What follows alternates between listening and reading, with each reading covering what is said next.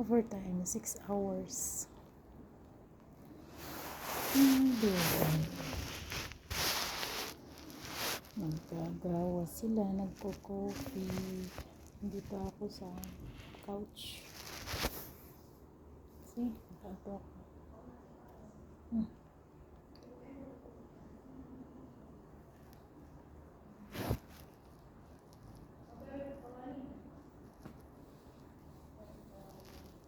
Sakit ng pako, guys.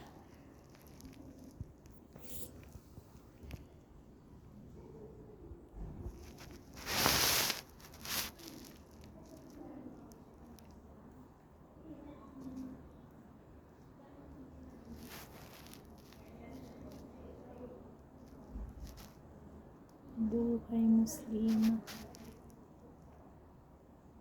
Alhamdulillah, malapit na Ramadan, guys. Subhanallah. Sakit na naman ng legs ko. Oti-oti din pag may time. Friday ngayon.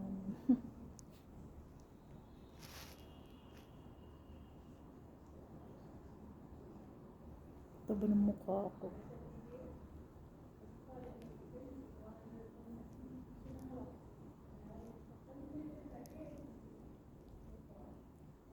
Tagal nila maggaw.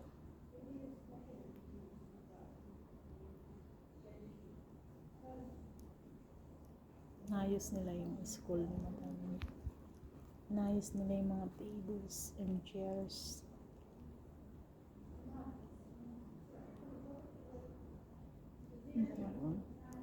Subhanallah.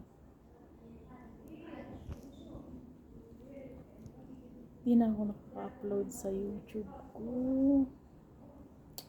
Sobra kasi ako napapagod, guys.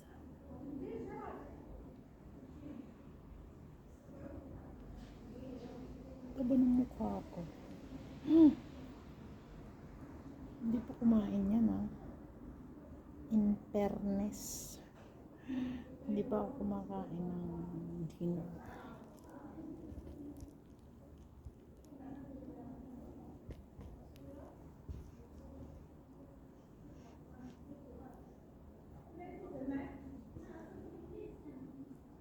Bahay ko po kahit munti ang halaman ay sari-sari. Mimiss ko na yung mga anak ko.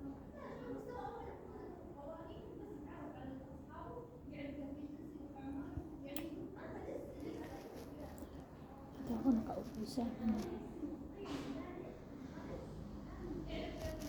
couch. Yan na. Nakaupo ako sa labas.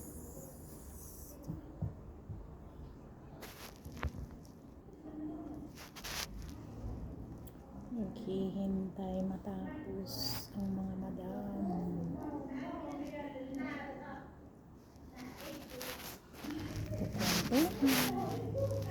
Kain. Ganito lang ba eh. Laging overtime di ayos. At least dollar, diba? Subhanallah.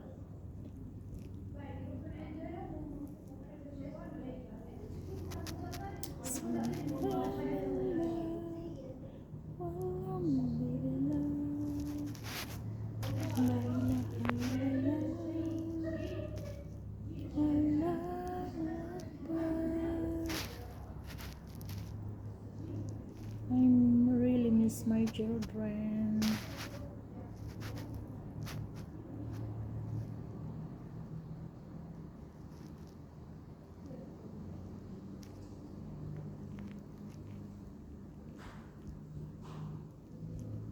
Alas 10 na isang oras na lang, guys. 6 hours ng overtime ko.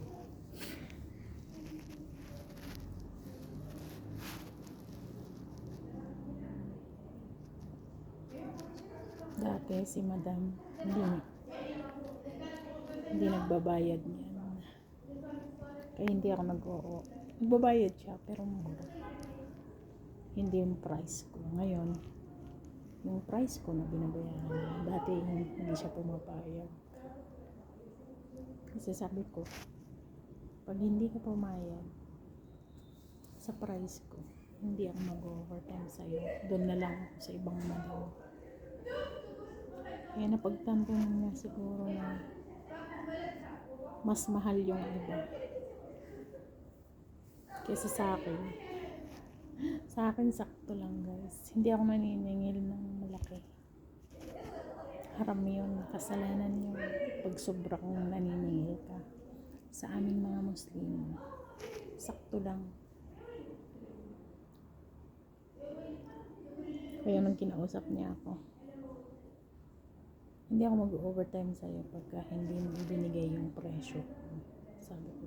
Kasi marami akong part-time guys. Madam, na mga madam. Dito lang din sa place ni madam. Sabi ko, hindi ako mag-overtime sa'yo. Sabi ko, kailangan yung price ko. Tapos kinausap niya ako. Sabi niya, sige. Siguro nagtanong-tanong muna siya kung ganun nga ba ang bayaran. Kasi yung mga itim na nagpa-part-time, mga itim, mga takroni, ganun. Hindi sila maayos magtrabaho. Madumi ba? Madumi. Tapos, waso-waso yung trabaho. Sorry pero yun yung totoo. Waso-waso yung trabaho nila. Tapos kailan ba to? Last month. Kasi hindi ako nag-overtime kay madam kasi mura lang binabay. Gusto niya akong iparehas sa mga itim. Hindi ako pumapayag. Kasi iba naman yung trabaho ko talaga. Sabi ko, matagal na niya akong inaanong mag-overtime sa kanya. Kaso nga lang sabi ko, hindi mo naman ako binabayaran ng presyo ko. Kaya hindi ako nag-overtime sa'yo, sabi ko. Tapos kahapon, sabi niya sa akin, sige, babayaran kita sa price mo. Sabi niya sa akin. 40 guys. 40 reals guys. Yung isang oras ko. Kumpara sa iba. 50 real ang bayad nila. Pero sa akin, sabi ko, hindi ako naniningil sa'yo ng mahal. Sabi ko kasi, syempre, kahit mayaman ka, sabi ko, I don't care. Haram. Sabi ko ganun sa kanya. Sabi ko, pag hindi mo bayaran sa presyo ko, hindi ako mag-overtime sa'yo kahit anong gawin mo. Sabi ko. Tapos kapag kinausap niya ako, sige, sabi ko, sabihin mo yung presyo ko. Tapos sabi niya, pumayag din. Kasi hindi talaga ako nag-overtime. Matagal na niya akong gustong ipa-overtime. Kasi usapan namin 4 hours lang. 4 hours lang. Kasi may work pa ako. May part-time pa akong iba madam din. Hanggat hindi mo ako binabayaran ka ako sa presyo ko, hindi ako mag-overtime sa'yo. Doon na lang ako sa madam na iba. Sabi niya, sige, babayaran kita ng presyo. Pumayag na din ako. Kaysa dun sa kabilang madam kasi. Although, part-time ko naman yun, pero ito kasi mas kilala ko siya. Na bait naman. Siyempre, katulad din natin, may salty.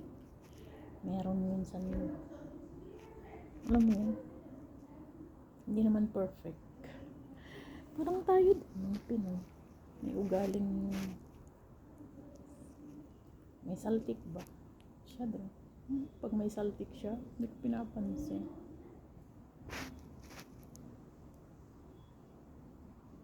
Ganun lang guys, yung trabaho ko part-time.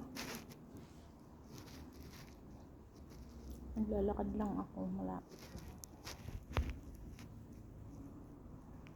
Okay na din. Diba? Bye. Please subscribe my YouTube channel, Shan TV Vlog. May upload na naman ako sa kwentong OFW, buhay Muslim. Ang sarap maging Muslim, guys.